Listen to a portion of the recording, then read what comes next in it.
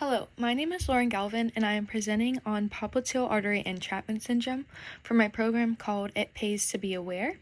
This presentation was reviewed by Ms. Barbara States, who is a licensed athletic trainer and a certified athletic trainer. Hello, my name is Barbara States. I am an athletic trainer for UPMC Sports Medicine and a contributor to this PowerPoint today. As an employee, this is my provider disclaimer. This is the non-discrimination statement as a UPMC employee. Thank you. The purpose of this presentation is to raise awareness of popliteal artery entrapment syndrome through lived experience and education. For the learning objectives, participants will be able to identify popliteal artery entrapment syndrome. They will also be able to identify symptoms of this condition and differential diagnoses, and participants will be familiar with recovery interventions and strategies.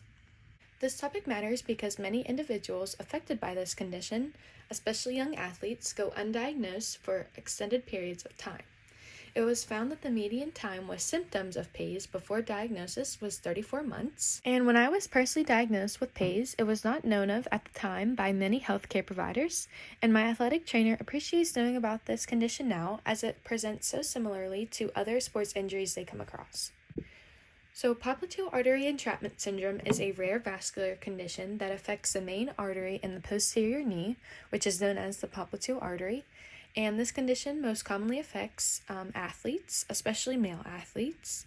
And this occurs when the calf muscle traps the popliteal artery due to increased size or positioning. And this condition is further broken down into anatomical PAES and functional PAES. Anatomical PAES is caused by structural differences in the leg that develop during growth, and this includes the positioning of the lower extremity muscles, tendons, or popliteal artery itself, which lead to the entrapment, and these differences are typically present from birth, while functional PAES occurs without a clear anatomical abnormality, and its exact origin is not fully understood, but is believed to result from the hypertrophy of the muscles in the popliteal fossa. To touch on the anatomy of the lower extremity, please look at the image of the posterior view of the lower leg. In the image, you can see the femoral artery going into the popliteal artery and the surrounding bony structures of the lower extremity. The popliteal artery comes from the superficial femoral artery. The popliteal artery provides numerous branches of blood supply to the structures of the knee and the lower extremity. It's important to note the blood supply from the popliteal artery affect many structures of the lower leg, including the soleus, gastroc, plantaris, and distal portions of the hamstring muscle, as pictured on the slide. Pictured are all of the different types of popliteal artery entrapment. Type 1 through 5 are classified as anatomical PAES, and type 6 is classified as functional PAES. Some common symptoms of this condition include calf pain, heaviness or tiredness in the leg, numbness or tingling in the calf, which can also be described as a pins and needles sensation, cold feet, swelling in the calf, and nighttime cramping in the lower leg. So to diagnose PAES, it often requires dynamic imaging, and the first test that can be used is called active plantar flexion pulse test, and this shows if the pulse in the foot weakens or disappears during movement. The next test that can be used is a duplex ultrasound with plantar flexion and dorsiflexion, and this test evaluates blood flow in the arteries and veins. And an ABI test measures the blood flow in the arms and legs during and after walking on the treadmill, and for PAES, ankle pressure drops during exercise. An MRA with dynamic resistance can also be used to diagnose this condition, and this is magnetic resonance that creates images of blood flow and helps providers identify where compression occurs. Lastly, a diagnostic angiogram with resistance is an invasive type of imaging that shows how blood flows in a specific area of the body using injected material such as a catheter to find irregular blood flow or blockages. It's important to consider differential diagnoses of the lower leg when looking at sports-related injuries that include popliteal artery entrapment syndrome. Some of those differential diagnoses include chronic exertion compartment syndrome, stress fractures, medial tibial stress syndrome, and foot or arch issues that lead to lower leg injury. Compartment syndrome may be acute or chronic. It is considered dangerous intramuscular pressure that builds affecting the blood flow to the periphery. The symptoms include pain, numbness, tingling, and glassiness of the skin's appearance. Diagnostic tests include compartment pressure measurement testing and repeated pressure testing, and X-ray to rule out fracture. Treatment includes fasciotomy, medication, activity changes, physical therapy, and orthotic use. Stress fractures are injuries due to increased load on bone. It can begin as a stress reaction that then further progresses to a stress fracture. Non-modifiable risk factors include age, genetics, prior injury, mechanics, and symptoms may also include pain, swelling, pain at rest, and bruising. Medial tibial stress syndrome is pain along the tibia due to increase in activity or load. It's an overuse condition, specifically a tibial bony overload injury with associated periostitis. It's commonly found in athletes of recurrent impact exercise, such as runners, jumping athletes, military personnel, and overuse type injuries. Symptoms include pain, tenderness to palpation, and swelling. Treatment for popliteal artery entrapment syndrome includes some of the following. Also, please consult the diagram to see some of the key structures discussed here. First is myotomy, which is cutting into the medial gastroc head to alleviate the entrapment of the artery. Another option is a bypass to revascularize the limb in the lower extremity. Another option includes autologous vein graft. It's an interposition from the great saphenous vein. On the topic of vascular surgery, here is a helpful image to understand the before and after effects of treating popliteal artery entrapment syndrome. As you can see in the image on the left with the arrows pointing at the artery, there is a great blockage to the blood flow. And then on the right, it shows the treatment of that artery and the resolution and increased blood flow in the artery the entire way through. So the overall goal to treating popliteal artery entrapment syndrome is to release the artery from compression and to preserve the arterial flow throughout the limb. Surgical complications include nerve damage, uncontrolled bleeding or blood clots, and an allergic reaction to anesthesia.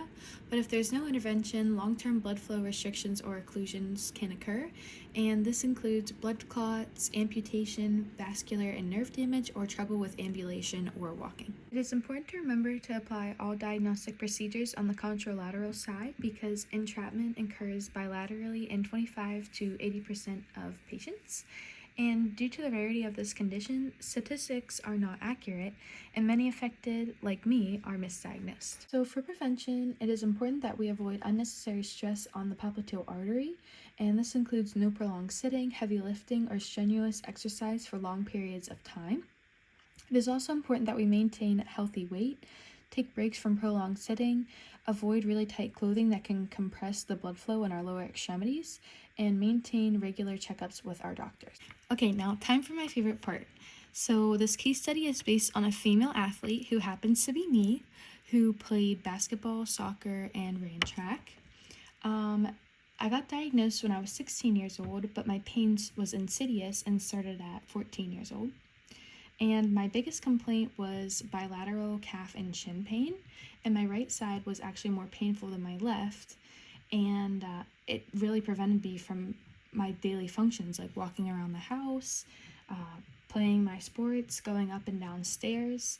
So I experienced this lower extremity pain since middle school, and it was treated as shin splints for too long. And with that being said, I use a wide variety of treatments, such as compression garments, physical therapy, ice baths, foam rolling, taping, stretching. I even wore a walking boot for a long time. I think it was 8 weeks. But none of this treatment provided me lasting relief. So during this process, I consulted a wide variety of healthcare professionals, including orthopedic doctors, physical therapists, physician assistants, and pediatricians. And my one orthopedic doctor recommended to consult pain management and plastic surgery because of how much pain I was in, and he honestly didn't have answers for me. So when me and my family were making this appointment, the nurse referred my family to the vascular department at UPMC Shadyside Hospital. So before this point, I also received a lot of differential diagnoses, such as shin splints, posterior tib tendonitis, stress reactions, and stress fractures.